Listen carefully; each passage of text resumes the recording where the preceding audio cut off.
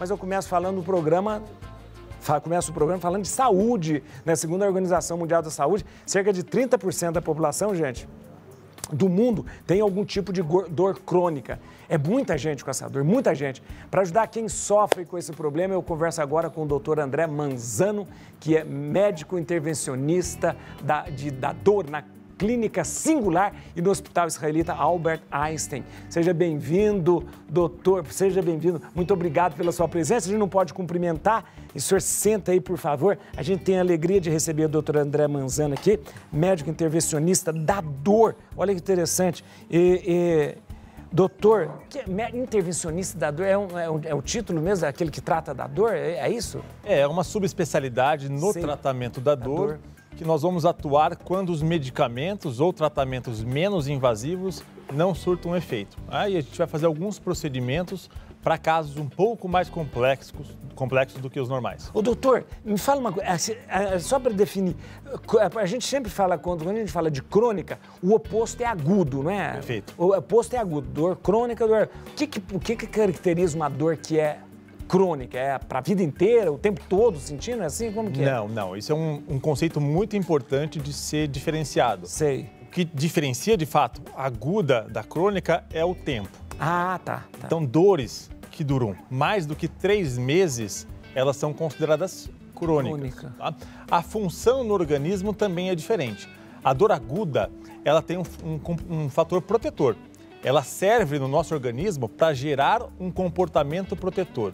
Então, eu me machuco, dói, e eu evito novamente aquilo ou não exponho mais aquilo. Porque tá doendo, então aí você toma mais cuidado com aquele local, você não bate mais, aquela coisa. Sei. Exatamente. Quando a dor se torna crônica, ela perde esse benefício. Então, ela só causa sofrimento, na verdade. E é normal sentir dor ou não é normal sentir dor? Nunca é normal. Nunca é normal sentir dor. Nunca é normal sentir dor. Nunca é normal sentir dor. Algo está errado se estamos sentindo algum tipo de dor, né? Com certeza. E o senhor fala assim, a dor crônica, ela passa a ser crônica quando tem mais de 3 meses. Mas é uma dor contínua? Essa dor contínua seria, ou não precisa ser contínua? Não? Nem sempre. Né? Algumas dores são contínuas. Sei. Outras dores, elas acontecem em crises. Sei. Por exemplo, a neuralgia do trigêmeo, que é uma das piores dores que existem. Diz que é uma coisa horrível. Terrível, né? Então, o nervo trigêmeo inerva o rosto. Esse nervo aqui. Exatamente. Né? E ele tem uma camada protetora. Todo nervo tem uma camada protetora. Sei. Por algum motivo, isso é degradado e o nervo entra em curto-circuito. Fica exposto. Fica exposto, como se fosse um fio elétrico em curto-circuito. As dores são esporádicas, lancinantes, muito fortes, mas em crises, elas não são contínuas. São em crises, não é o tempo todo, não. Não é o tempo todo. Alguns pacientes com outros tipos de dores têm dores contínuas, como, por exemplo, dores de cabeça contínua, dores nas costas de forma contínua, ou dores nas articulações, por exemplo, também de forma contínua. Doutor, a dor sempre é causada pelo nervo? É o nervo que é aquele que... Não. O nervo sempre carrega a informação dolorosa. Né? Mas a dor pode ser causada, por exemplo, por um machucado em que nós chamamos de tecido. Vamos dar um exemplo. Pele, articulação, o músculo. O nervo vai pegar essa informação e vai levar ao cérebro para que essa dor seja interpretada. Em uma situação específica, que nós chamamos de dor neuropática, a dor é causada aí pela própria lesão, pela própria disfunção no nervo. Que carrega a informação dolorosa. O nervo geralmente carrega, mas é ele que está lesado agora. Ele está machucado. E aí torna todo o tratamento mais difícil e o sofrimento do paciente mais intenso. Porque, na verdade, se uma dor, você trataria a causa da dor, que aí ela passaria, o nervo passaria. Agora, quando é no nervo, realmente... É mais difícil. Agora, doutor, o tratamento, existe tratamentos específicos para dor crônica? Porque quando a gente fala de dor, a primeira coisa que vem à cabeça da gente é o analgésico, o anti-inflamatório. Isso pode ser um risco também na vida da gente, né? Se encher de anti-inflamatório, se encher de analgésico, né? Sim, tem seus efeitos colaterais, né? Então, a lógica do tratamento do paciente com dor crônica, ela passa por tratamentos menos invasivos, e aí a gente tem que lembrar de alguns medicamentos, de exercício físico, de fisioterapia, eventualmente de psicoterapia. Quando essas medidas, entre aspas, mais simples, não surtem efeito, nós começamos a pensar em alguns procedimentos mais invasivos. Quando a gente fala do mais invasivo possível, é uma cirurgia propriamente dita. Né? Cirurgia para evitar a dor. Exatamente. Então vamos usar como exemplo a hérnia de disco. Sei. Né? O último tratamento que a gente usa para uma hérnia de disco é a cirurgia. É a remoção daquele fragmento que está comprimindo o nervo. Antes disso, nós tentamos fisioterapia. Se a fisioterapia não resolver, nós podemos fazer infiltrações guiadas pelo raio-x na região da hérnia. Nós podemos, em alguns casos, retirar um fragmento da hérnia de disco com uma agulha, que é muito menos invasivo do que uma cirurgia. Então é importante que a gente vá, então, caminhando junto com o paciente, subindo o que a gente chama de uma escada analgésica, aumentando a potência dos nossos procedimentos à medida que a gente tem falha do tratamento. Por que isso? Porque, obviamente, quanto mais invasivo o tratamento, mais perigoso ele é. Então a gente quer evitar riscos para o paciente também. Sei. Doutor, existe procedimento médico que de repente ele passa a causar uma dor, de repente, na pessoa? Existe. De uma coisa que não tinha nada, de repente passa a causar dor? Existe. Um grande exemplo é uma cirurgia de coluna. Né? Então, 30% dos pacientes que operam a coluna têm como complicação o surgimento de alguma dor nas costas. Olha que interessante. Esse é o principal motivo pelo qual a gente tenta evitar a cirurgia a qualquer custo. Ah, entendi. Só encaminha para a cirurgia aqueles que são extremamente necessários. Né? O senhor estava falando, a gente estava conversando antes, só para você saber, o senhor falava geralmente quando as cirurgias abdominais, que às vezes é uma extensão grande, pode às vezes trazer alguma dor depois ao nervo, alguma coisa nesse sentido? Isso, a gente tem que pensar que nós temos nervos no corpo todo? No corpo todo. Em algumas regiões, eles são mais suscetíveis a lesões cirúrgicas, por exemplo. Sei. Então, uma mulher que é submetida, por exemplo, a uma cirurgia de mama extensa, ela tem uma alta probabilidade de ter dor após a cirurgia, porque tem muito nervo ali. Sei. Um paciente que é submetido a uma cirurgia torácica também tem essa propensão, porque embaixo de cada costela passa um nervinho.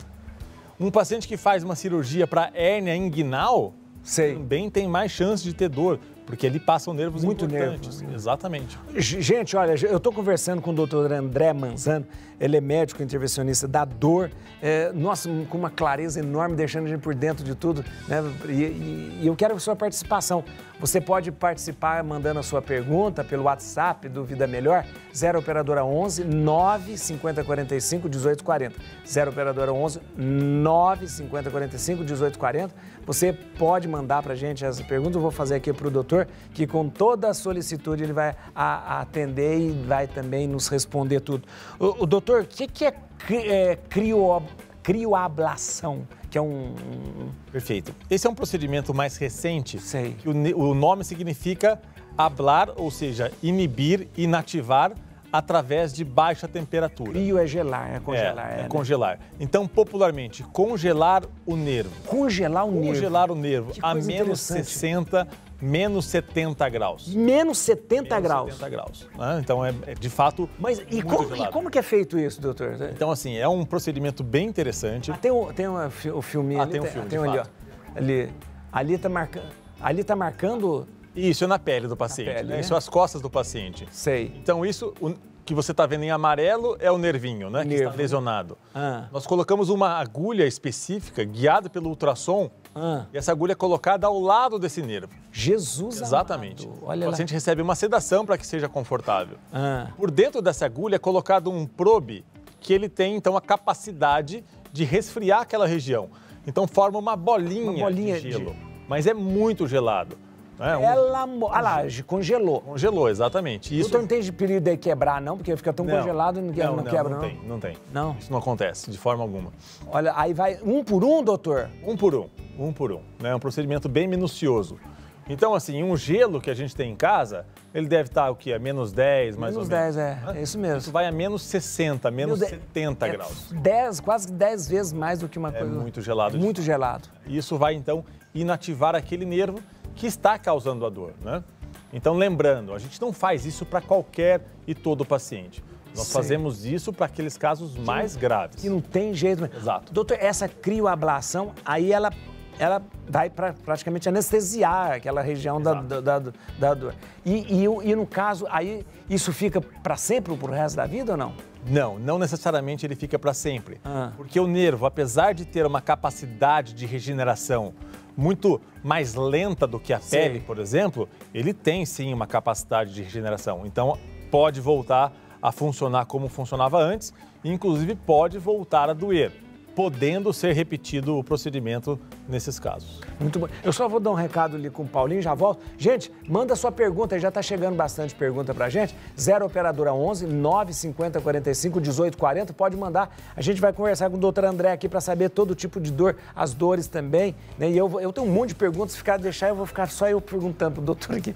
Olha, gente, a gente está com o doutor André Manzano, a gente está falando sobre dor crônica. Tem pergunta do telespectador? Tem? Ela está conversando lá, não está vendo, né? Tem, vamos ver aqui, ó, tem pergunta lá, olha lá. O tratamento da dor crônica é sempre cirúrgico? Eu perguntei aqui para ele, senhor, mas essa pergunta é excelente, né? Muito importante. Não é sempre cirúrgico. Não é sempre cirúrgico, né? E, aliás, na minoria dos casos, ela deve ser cirúrgica. Olha que notícia boa. Na minoria dos casos, a gente trata de outras formas. Hernia de disco, 5% no máximo. Nossa, amanhã. Olha, e depois com esses tratamentos, como a gente acabou de ver essa crioablação, a gente vai evitando cada vez mais esse tipo de intervenção mais... Cada vez surgem mais tecnologias interessantes, menos invasivas do que uma cirurgia propriamente dita, né? O que faz com que a gente reserve a cirurgia só para o último caso. Ô doutor, essa coisa da dor de cabeça que o senhor falou antes, existe essa coisa da enxaqueca e tal, que existe tantos estudos, né? Pode ser considerado como dor crônica também, essa enxaqueca que a pessoa às vezes tem que tomar, às vezes um monte de medicamento, Sim, 30 milhões de brasileiros sofrem com enxaqueca. Desses 30 milhões, 20 milhões são mulheres, né? E em alguns casos, essa enxaqueca é considerada uma cefaleia, que é dor de cabeça, crônica diária.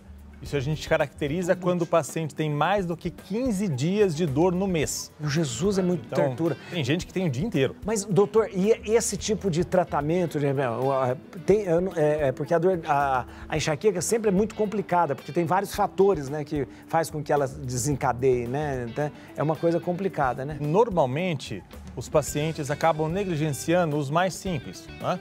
Então, o paciente que tem enxaqueca, ele tem que ter uma vida bem regrada. Por quê? Porque ele pular alimentações, ficar em jejum, é um desencadeador da enxaqueca. Insônia é o desencadeador da enxaqueca, então tem que dormir bem de fato. Sedentarismo, né? Então o paciente tem que fazer atividade física. Uso de ingesta de certos alimentos bem conhecidos, né? E aí vai variar de paciente para paciente. Aí cada um vai saber qual que é a sua... Exato, tem gente que é vinho, tem gente que é queijo, chocolate, aquele tempero oriental. Aginomoto. Exato, que tem glutamato. Glutamato de soja. Né? Então o paciente tem que fazer uma certa triagem disso. Né? Então, estresse, 70% dos pacientes com enxaqueca tem o estresse como desencadeador.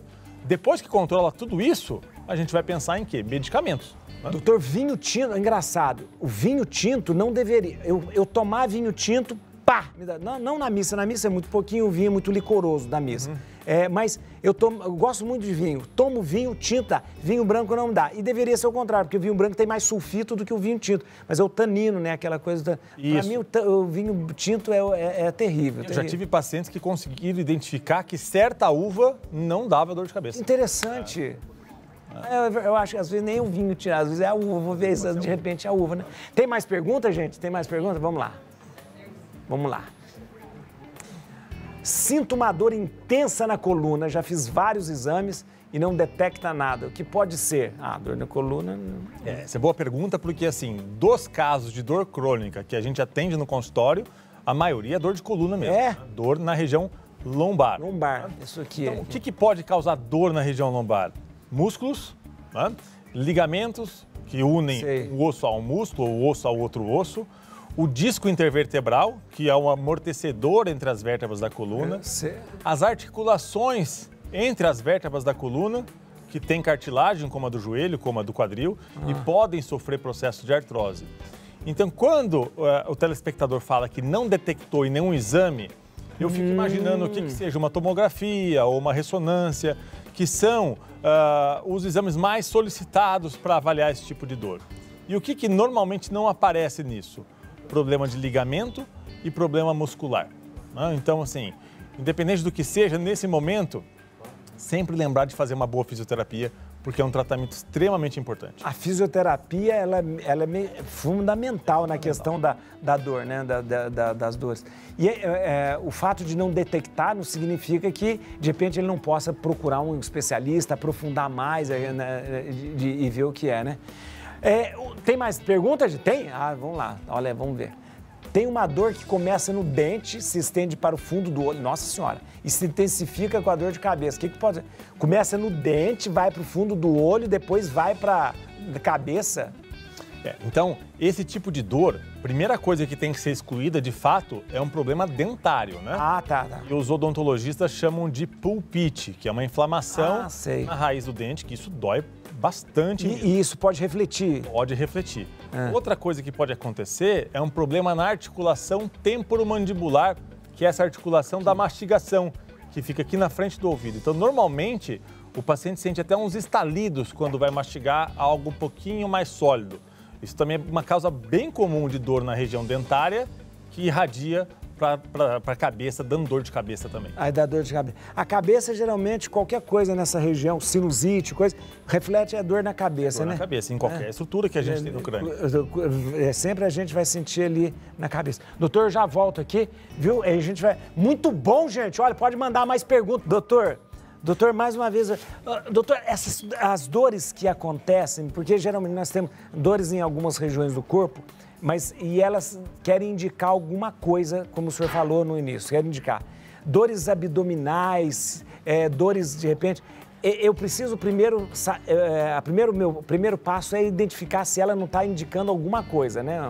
Uma dor, aquela dor que eu nunca tive, de repente eu não posso negligenciar nenhuma dor no meu corpo, né? Sim. O interessante é que, assim, quanto mais superficial a dor, maior a capacidade que nós temos de precisar de onde ela está vindo. Sim. Por quê? Porque se eu tenho uma dor na pele ou no músculo, eu consigo, justamente o que eu falei anteriormente, eu consigo proteger aquela região. Sei. Então é muito interessante para o organismo ter esse poder de discriminar onde está a dor.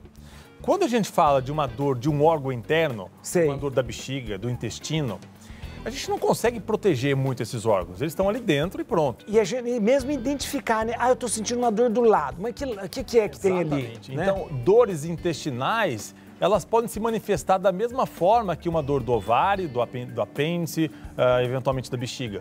Por quê? Porque pra gente não faz muita diferença identificar de onde vem. Por isso que a gente tem que ir ao médico para que isso seja realizado. Estou me chamando a atenção porque eu estou fazendo pergunta e tem um monte de telespectador querendo fazer pergunta, então eu não vou fazer mais pergunta. Acabou. Agora vamos ver quem está fazendo pergunta. Vamos lá. Tem mais uma aí, ó. Cadê a pergunta? Como está na tela? Agora. No caso de cefaleia em salvas, o único tratamento é com corticoide. O que é essa cefaleia em salvas? Cefaleia em salva é uma das piores dores de cabeça que existem. Então, normalmente acontece em homens jovens. É uma dor de cabeça que acontece no fundo do olho, tá? De um dos olhos. Tá? Ela acontece em crises excruciantes, normalmente associado com outros sintomas do tipo: o olho que está doendo fica vermelho, lacrimeja, o nariz daquele lado fica gotejando. Jesus amado, que coisa horrível. E tem associação com tabagismo e com ingesta de álcool. Agora, o tratamento de escolha mais adequado não é o corticoide. Não é o corticoide? Não é o corticoide. Existe um medicamento chamado Verapamil, que é um medicamento utilizado para o coração, que é o medicamento mais eficaz para cefaleia em salvas. Não se automediquem, porque isso pode ter efeito colateral. Mas o melhor tratamento para cefaleia em salvas não é o corticoide. A dor no fundo do olho? No fundo do olho, mas muito forte. Engraçado, e reflete mesmo fisicamente no olho vermelho. Exatamente. No olho vermelho. O paciente verbaliza: a minha vontade é bater com a cabeça na parede. Jesus amado, que horror. Mais uma pergunta, vamos ver, gente, lá, ó. Doutor, dores nas articulações são sempre um sinal de artrose? Não necessariamente, né? Por quê? A articulação, ela tem a cartilagem em si. É ali que a artrose vai afetar. Mas para... A artrose seria o problema na cartilagem? Na cartilagem, tá. Exatamente. Tem aqui uma ilustração? Isso, tem uma ilustração. Então, isso é a articulação do quadril, né? Então, o osso da perna se articulando no quadril. E ele tem cartilagem, aquela parte aquele branca. branquinho, aquele mais branquinho é cartilagem. Exatamente. Com o passar do tempo, com a sobrecarga do uso, ela pode degenerar, tá bem? A cartilagem. Vai exatamente o que vocês estão vendo aqui, ó. Ela vai perdendo, olha lá. Vai perdendo a cartilagem. E quase vai batendo osso no osso. Exatamente. Oh, meu... Ai, olha lá. Além de gerar uma inflamação muito exuberante. É uma inflamação mesmo. Exatamente, é uma inflamação. Olha lá. Mas ali tem músculo também que pode doer, ali tem ligamentos que podem doer, tem tendões que podem doer. Tudo pode doer. Então, nem sempre a dor é dentro da articulação. Às vezes ela é fora da articulação e não tem nada a ver com artrose. Ah, então não é, às vezes não é artrose. Vamos lá para a próxima pergunta, vamos lá, gente. Olha lá. Tá repetindo o vídeo. Repetindo o vídeo. Tenho dores 24 horas por dia em várias partes do corpo. Já fiz vários exames de ressonância e os médicos não identificam. O que pode ser? Então imagine o sofrimento de uma pessoa dessa, né? 24 horas por dia. 24 horas por dia com dor no corpo todo. Então, existem algumas doenças que têm como característica dores generalizadas, espalhadas pelo corpo inteiro. Problemas na tireoide, deficiências vitamínicas, algumas infecções crônicas, tá bem? Alguns tipos de reumatismos. Quando isso não é identificado, dizemos que o paciente tem, então, a fibromialgia. Isso que eu ia perguntar. Fibromialgia é uma dor generalizada, mas não identificada. Não identificada, exatamente. E aí o tratamento precisa de pelo menos um tripé, que são exercícios físicos regulares, psicoterapia e alguns medicamentos específicos para atuar na dor crônica. Doutor, é interessante. Quase todas as vezes que o senhor falou de dor, o senhor falou a questão de exercício físico. Como é importante... É o melhor tratamento, de forma geral, para dores crônicas. Impressionante. Tem mais aí perguntas, né, gente? Tenho dores nos pés devido a diabetes. Tem remédio para diminuir a dor? Que tipo de dor no pé que ela está falando? Na planta do pé, no pé? Ela está falando da neuropatia diabética, que é a causa mais comum de dor neuropática. Lembra que eu falei da dor originada, da lesão do nervo? O diabetes é a causa mais comum disso. Então, os altos níveis de açúcar no sangue acabam machucando o nervo, tá? E ele também fica degenerado. Qual que é o tratamento disso? Controle do diabetes é fundamental. Alguns medicamentos da classe dos anticonvulsivantes. Não porque o paciente tem convulsão. Mas o que acontece? A convulsão são neurônios que estão disparando quando não deveriam. Entendi. O anticonvulsivante vai lá e acalma esse neurônio. E ele também consegue acalmar os neurônios que estão causando as dores neuropáticas. Olha que interessante. Tem trabalho científico também com vitamina D. Tem outros suplementos alimentares, que é o ácido alfa-lipoico, que não é nenhum medicamento, que também pode ajudar. A dor no pé é dor no pé todo? No pé todo, normalmente na sola do pé. Isso que eu ia falar. Pior à noite. Na sola do pé. Piora muito à noite. Nós chamamos normalmente da dor em bota, como se fosse uma bota. Entendi. Mas pode ser em luva também, nas mãos. Dá na mão também. Pode dar na mão também. Doutor, tem uma dor no pé que chama fascite. Fascite plantar. Fascite plantar, que diz que é uma dor muito terrível também. Muito chata também. Chata, a fascite plantar acontece por quê? Se a gente imaginar o nosso pé aqui, o calcanhar aqui e os dedos aqui, existe uma camada que liga as duas coisas. Né? E se a gente tiver muito acima do peso ou caminhar demais, usar calçado inadequado, nessa junção aqui no calcanhar começa a gerar uma inflamação. Aí o paciente tem muita dor, principalmente nas primeiras pisadas do dia. Ele vai sair da cama, é um sofrimento. Aí depois vai melhorando aos poucos. Mas é bastante sofrido porque a gente tem que caminhar, né? Então dói. Ficar de pé. Tem mais dores, não, tem mais... boa tarde, tenho problemas de coluna, bico de papagaio, desvio da hérnia, meu Deus, desvio da hérnia de disco e sinto uma certa dormência na coluna também. É normal? Coluna, bico de papagaio não é... É artrose em si. Artrose. Não, normal não é, com certeza não é. Mas com certeza isso daqui é um resultado de algum exame de imagem, um raio-x, uma tomografia ou uma ressonância. Isso tem que ser avaliado com cautela. Por quê? Porque nem tudo que aparece nesses exames é fonte de dor. A gente está cansado de ler trabalhos científicos, estudos que mostram que isso acontece mesmo em pacientes sem dores. Ou seja, se fizermos ressonância em todo mundo aqui, pelo menos 30% vai ter hérnia de disco. Olha que coisa. Mesmo sem dor. Por causa de peso, por causa de sobrepeso também. A coluna vai envelhecendo, né? Isso é natural. Olha, nossa, mas olha que coisa interessante. Então nem é sempre nem é sempre a causa de dor. Cuidado para não ser submetido a uma cirurgia, que aí as coisas podem piorar. Que aí piora, a gente falou que piora geralmente pode causar a dor que a pessoa vai ter. Tem mais uma? Meu Deus, doutor, olha, boa tarde, eu tenho muita dor nos pés, diagnosticada como neurônio de Morton. Tem como resolver isso definitivamente com cirurgia? Neurônio de Morton, o que é? O termo correto é neuroma de Morton. Neuroma. Okay. O que é isso? Nós temos nervinhos que passam entre cada dedo, tá? Existe uma fibrose, que é como se fosse uma cicatriz que se forma no nervo. Forma uma bolinha. Aquilo dói bastante também, principalmente quando o paciente usa calçado apertado. Tá. Nós temos basicamente 3 tratamentos para isso. Do mais simples ao mais complexo. Infiltrações com anti-inflamatórios no neuroma, radiofrequência ou a crioablação do neuroma, inativar o neuroma, ou a cirurgia, que é retirar aquela bolinha que está comprimindo o nervo. É definitivo? Nem sempre. Ele pode voltar a formar, tá? Mas são essas as 3 possibilidades principais. Nossa, mas muito bom. Doutor, eu queria agradecer o senhor muito, mas muito esclarecedor, muito claro. Obrigado pelo convite. Olha, eu posso dar os contatos aqui, ó. O site, gente, por favor, olha aí, visita mesmo, www.dr André Mansano, Dr. André Mansano, Dr. André Mansano, tá ali, .com.br. Vai lá no Instagram, Doutor André Mansano, DR André Mansano, né, doutor? Mansano. E, olha aí, tá lá também, né? Isso é o Instagram. E no YouTube, o canal do Doutor André Mansano é Doutor André Mansano, no YouTube também, pode seguir.